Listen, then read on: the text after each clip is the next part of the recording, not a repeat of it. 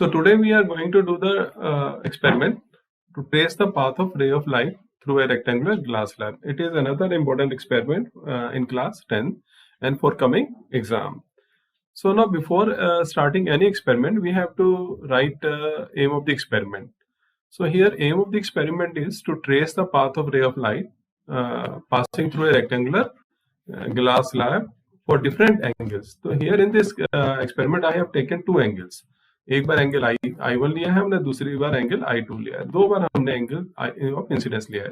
And measure the angle of incidence, angle of refraction and emergence, angle of emergence and interpret the result. उसमें जो results आएंगे कि I, R और E में क्या relation है ये हम देखेंगे. सो इसके लिए मटेरियल रिक्वायर्ड क्या होता है ना, मटेरियल यहाँ एपरेटस रिक्वायर्ड लिखते हैं, तो हम यहाँ पे मटेरियल एपरेटस लिखा है तो मटेरियल रिक्वायर्ड यहाँ पे लिख सकते हैं. तो मटेरियल रिक्वायर्ड क्या है, ड्राइंग बोर्ड और एनी कार्डबोर्ड जो मिल जाए. अगर हमें कार्डबोर्ड का बॉक्स मिल जाता है, कोई शू बॉक्स मिल जाता है या कोई दूसरा बड़ा बॉक्स मिल जाता है, तो उसके ऊपर भी हम A4 शीट को फिक्स कर सकते हैं with the help of thumb pins.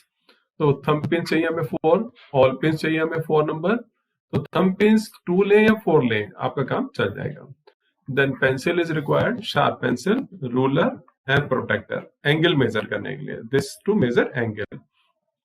And A4 white sheet, ये यहाँ पर मिसिंग है तो हम लिख देते हैं A4 व्हाइट शीट. ओके, ये मटेरियल हमको चाहिए. Then experiment should be done in light, जहां पूरी तरह से लाइट आ रही हो. थ्योरी क्या है, theory is important. So the refraction take place at both air and glass interface and glass air interface of a rectangular glass slab. इसका मतलब क्या हुआ कि जब हम एक्सपेरिमेंट करेंगे यहाँ पर, तो ये रेक्टेंगुलर ग्लास स्लैब है, यहाँ पर एयर है, यहाँ पर ग्लास है, फिर एयर है. तो रे ऑफ लाइट यहाँ आएगी तो यहाँ बेंडिंग होगा, ठीक है, और फिर जब यहाँ से बाहर आएगा तो फिर तो दो बार देखिए यहाँ पर रिफ्रैक्शन हो रहा है, ठीक है. इसलिए यहाँ पर लिखा है air glass and glass air. Interface means यहाँ पर इंटरफेस पर हो रहा है, ठीक है. अब रिफ्रैक्शन ऑफ लाइट होता क्या है, पहले भी हमने पढ़ा है, कोई बात नहीं, फिर पढ़ लेते हैं, उसको नोटबुक में लिखना है हमको, ठीक. तो refraction of light is a property of light in which light changes its path when it travels from one medium to another medium, and both media should have different optical density, okay, different optical density.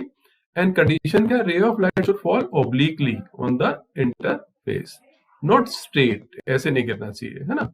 ये भी हमने पहले पढ़ा है. इस case में angle I equal to angle R equal to 0 हो जाएगा और refraction of light will not take place. Only change in speed of light will be there. This is very, very important. And when light travels from rarer medium to denser medium, air to glass, then it bends towards normal. और जब ये denser से rare में जाती है, denser to glass to air, then it moves away from the normal. Okay, ये हमको theory में लिखना है. Next, laws of refraction. इसमें थ्योरी में आएगा, incident ray normal at the point of incident. Normal ray normal होता है, normal at the point of incidence. All lie in the same plane. Refracted ray भी है ना, ये all lie in the same plane. Law, Snell's law, देखिए this is the second law of refraction, तो इसको Snell's law भी कहते हैं, तो इसलिए हमने यहाँ पे स्नेल्स लॉ लिख दिया. It state that ratio of the sine of angle of incidence to the sign of angle of refraction is always a constant, and which is known as refractive index of the medium, ठीक है. This all we have done in theory. Lateral displacement again important है. Lateral displacement क्या है, it is a perpendicular shift. तो जब हम देखिए experiment करेंगे, आप देखेंगे कि यहाँ पर जो है इंसिडेंट रे है और ये देखिए बेंड होगा towards normal, because denser medium में आ रहा है, then it will go straight, ऐसे जाएगा. तो ये जो ओरिजिनल पाथ है रे ऑफ लाइट का, ये जो है ना, this is the original path.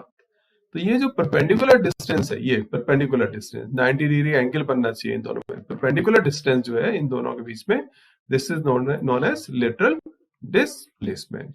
और ये किसके ऊपर डिपेंड करता है, एंगल ऑफ इंसिडेंस के ऊपर, है ना. ये हम देखेंगे एक्सपेरिमेंट में आज, ठीक. Any problem? श्योर. चलिए अब देखिए नेक्स्ट पॉइंट पे क्या आएगा हमारा. तो नेक्स्ट पॉइंट में आता है ऑब्जर्वेशन टेबल, लेकिन ऑब्जर्वेशन टेबल को हम करेंगे एक्सपेरिमेंट के बाद में. तो now let's start the experiment and then after that we shall fill the observation table. तो now Okay, be ready for the experiment. Okay, now we have done aim of the experiment, material required, theory, and procedure I am going to tell you, then how to do the experiment.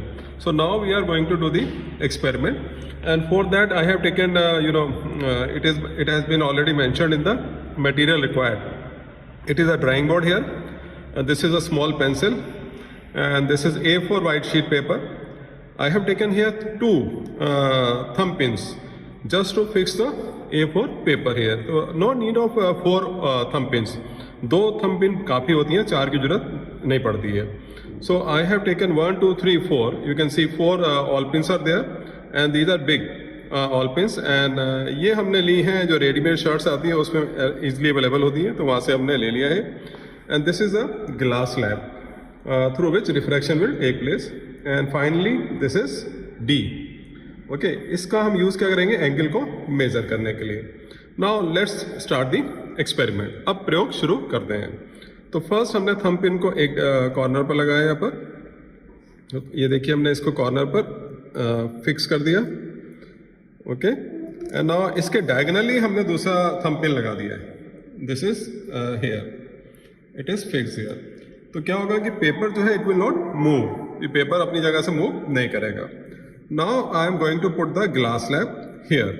तो some space I have left here. इस तरह हमने कुछ जगह छोड़ दी है, तो इसकी तरफ इस तरफ हम एक और एक्सपेरिमेंट कर सकते हैं. So I have put the glass slab here. अब इसके बाद हम क्या करेंगे, इसका बाउंड्री ड्रॉ करेंगे. तो I am drawing the boundary of the glass slab with the help of pencil. तो ये हमने glass slab का बाउंड्री ड्रॉ कर दिया.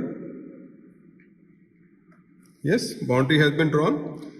Now, so this is A, this is B, and this is C, and this is D. अब देखिए ये जो एज है D, जो कॉर्नर है, इसके पास में हम परपेंडिकुलर ड्रॉ करेंगे. We shall draw perpendicular near this D, not at the center and not this side. इस तरफ भी हम ड्रॉ नहीं करेंगे. क्यों? Reason I shall tell you. तो हमने इसके ऊपर देखिए नॉर्मल ड्रॉ करा है यहाँ पर. तो yes, it is the normal here. ये normal हो गया. Now what we have to do, I am going to make an angle. An angle जो हमारा होना चाहिए, angle of incidence, that should be between 30 degree to 60 degree, so that the emergent ray वो जो है opposite face से निकल कर आएगा, right? तो emergent ray जो है वो इस तरफ से निकल के आना चाहिए, because incident ray जो है इस तरफ है. ठीक, तो I am going to draw an angle of 30 degree. तो 30 डिग्री का एंगल बनाएंगे हम. तो ये हो गया 10, 20 and this is 30. Here it is written 60. यहाँ पे 60 लिखा हुआ है, तो ये 60 का नहीं है. एंगल हम इस परपेंडिकुलर से मेजर कर रहे हैं. ठीक है, तो ये हमारा आ गया एंगल कितना, 30 डिग्री. 10, 20, 30. 30 डिग्री का एंगल आ गया और इसको हमने ज्वाइन कर दिया. Yes. So this angle of incidence, this is I and this is 30 degree. तो हम यहाँ लिख भी लेते हैं. तो angle I is equal to 30 degree. Okay. Now what we have to do? I am going to fix 2 all pins on this incident ray. This is incident ray. ये हमने इसको एरो लगा दिया. Okay. तो एक थंब पिन हमने यहाँ लगाया है इसके, sorry all pin. It's not thumb pin, all pin. And second हमने लगा दिया इससे थोड़ा डिस्टेंस पर. ये हो गया. ठीक है, तो first of all this we have to do. Remember angle of incidence should be between 30 degree to 60 degree. अब हम क्या करेंगे, इसके ऊपर ग्लास स्लैब को रख देंगे. ठीक है, and we know that there are 2 media. Air is this side and this is glass, and again air is this side. So this means refraction will take place, and we know that for refraction how many media are required? Yes, 2 media are required. So air and glass. अब हमने third all pin को लिया और इस तरफ से opposite of this, इस तरफ से हम थोड़ा नीचे झुकेंगे और इन दोनों ऑल पिन्स का 1 by 1 क्या देखेंगे, इमेज देखेंगे. ऑल पिन्स को नहीं देखना है हमें.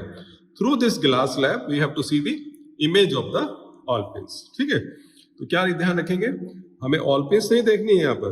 We need not to see the all pins, we have to see the image of these 2 all pins from this side in the glass slab. Again I am repeating, इन दोनों all pins का image देखना है in the glass slab. Glass slab में इनका image देखना है. तो हमने थर्ड ऑलपिन लिया एंड इसका इमेज देख रहे हैं, देखिए, और ये हमने इसको इसके इमेज के स्ट्रेट लाइन में इसको फिक्स कर दिया.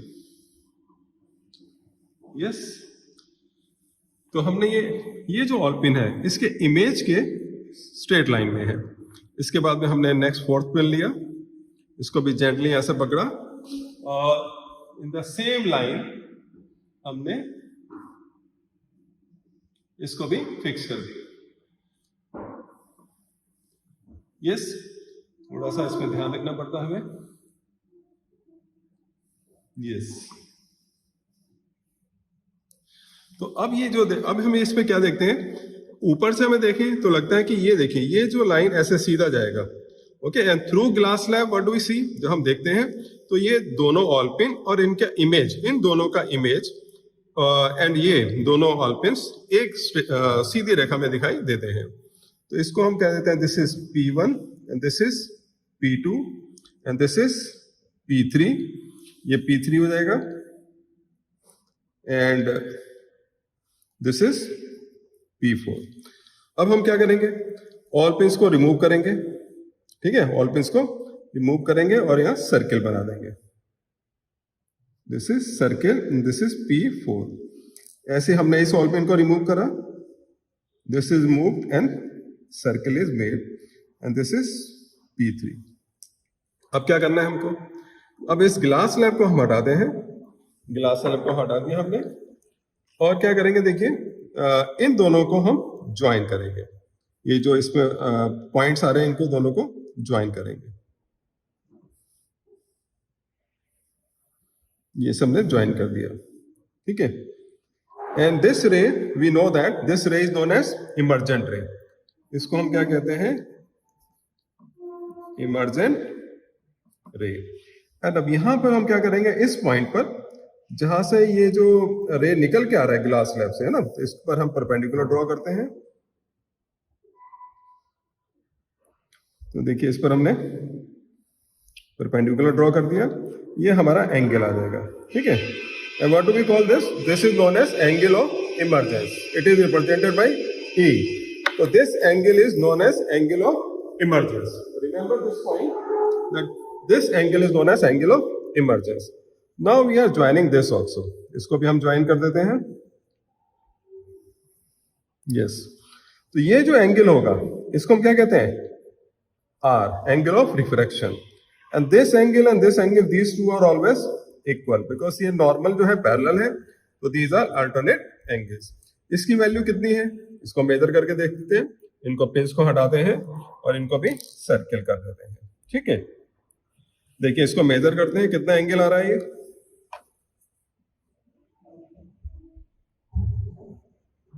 ये yes, it is 10, 20, 22. Angle R here, it comes out to be 22 degree. You can see angle of refraction is smaller than angle of incidence because ray of light is going from rarer medium to denser medium. Air से glass में जा रही है तो it bends towards normal. So this is refracted ray and this ray is known as emergent ray. I have written here. ये भी 20 है, ये भी कितना होगा, 20 होगा. इस एंगल को मेजर करते हैं. What is the value of this? Let's see. इसकी वैल्यू कितनी है,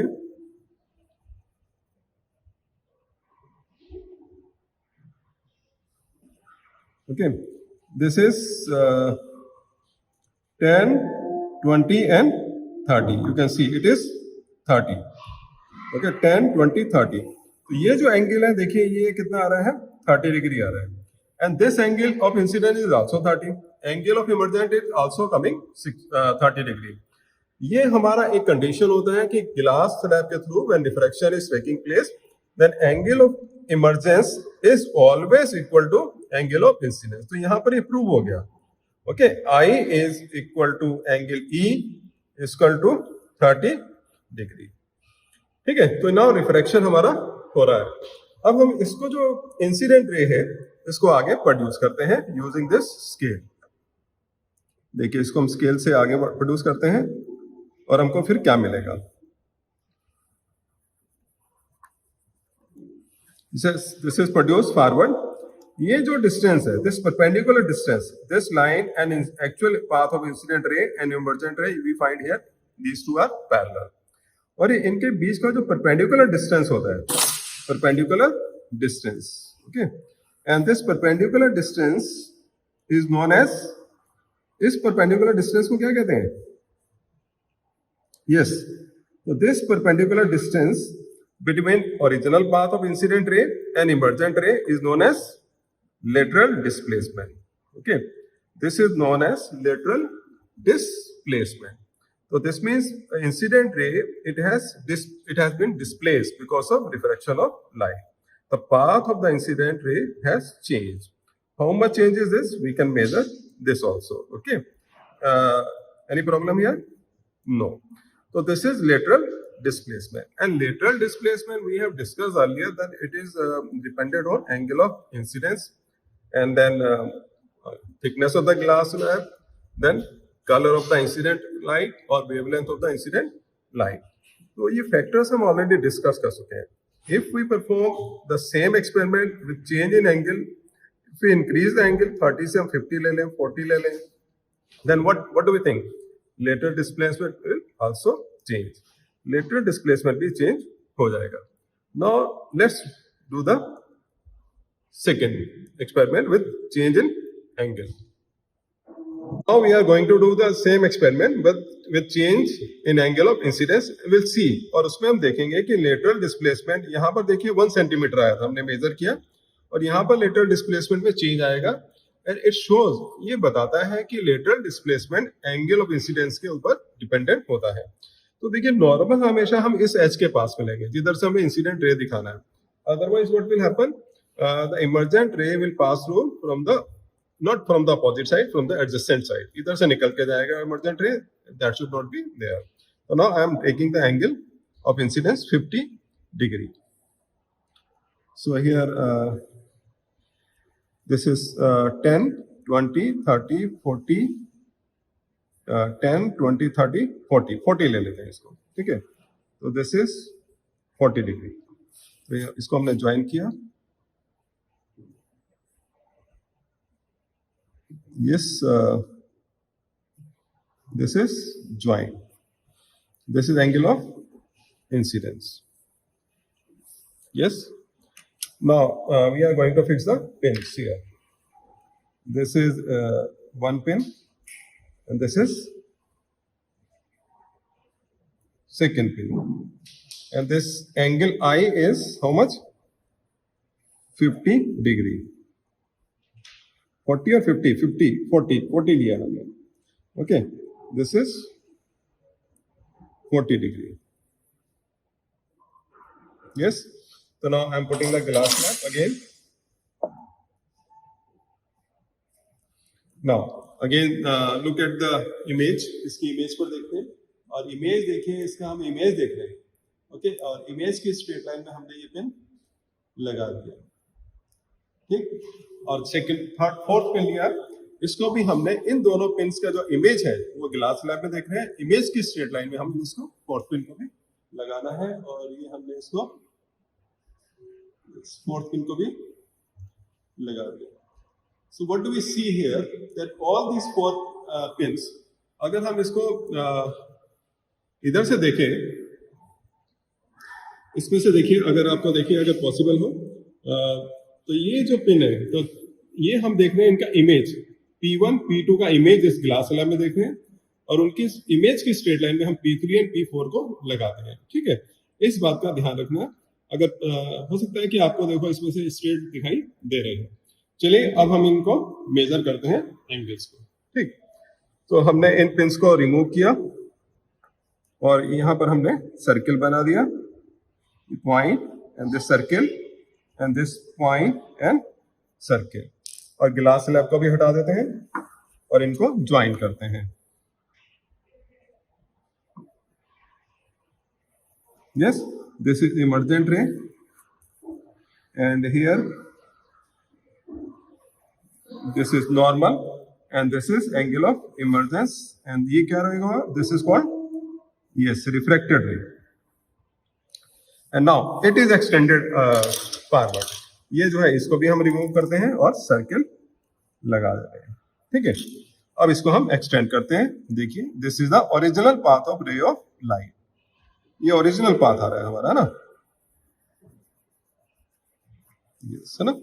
देखिए, ये हमारा रिफ्रैक्टेड रे हो गया, इमर्जेंट रे हो गया, and this is okay original path of ray of light.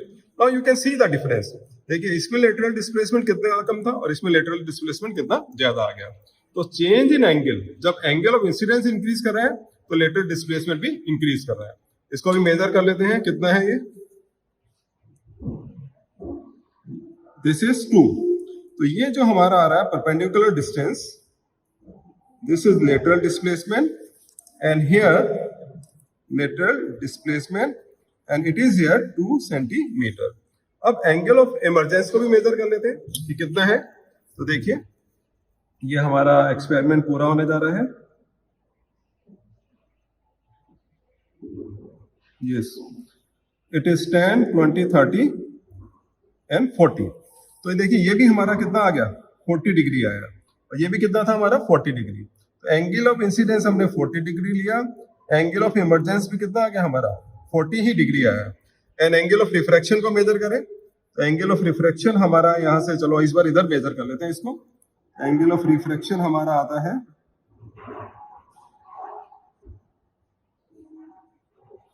Yes, it is how much, 10, 20, 25। तो एंगल ऑफ रिफ्रैक्शन यहां पर आ गया 25 degree. So now we have proved refraction through glass slab, and we have seen that lateral displacement depends upon angle of incidence. I am sure that all of you must have enjoyed. Thank you very much. So now observation table. So now we have done the experiment, and here we are going to write down the value of angle I, and then R and E.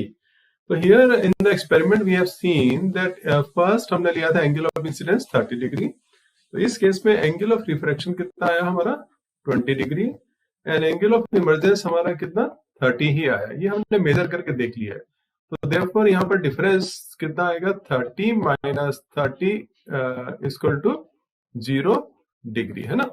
अब दूसरी बार हमने angle of incidence कितना लिया था 40, तो ये हमारा 40 आ गया, और एंगल ऑफ रिफ्रैक्शन यहाँ पर हमारा कितना आया 25। देखिए कम है यहाँ, है ना 40 से, और यहां पर फिर हमारा 40 आया, हमने मेजर करके देख लिया।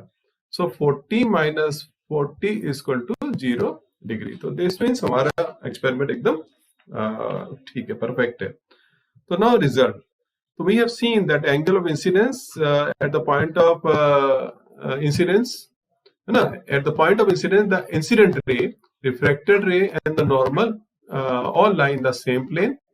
एक्सपेरिमेंट लिमिट के अंदर हमारा angle of emergence and angle of incident दोनों इक्वल आए हैं। Emergent ray is parallel to incident ray, this we have seen. Emergent ray is laterally displaced, ये भी हमने देख लिया है। When light travels from optical rare to denser medium it bends towards normal, ये भी देख लिया हमने। The refracted ray at the refracted angle at the angle interface and the angle at the glass interface are found to be equal, because alternate angles होते हैं, है ना, तो इसलिए दोनों क्या होंगे, आपस में इक्वल आते हैं ये।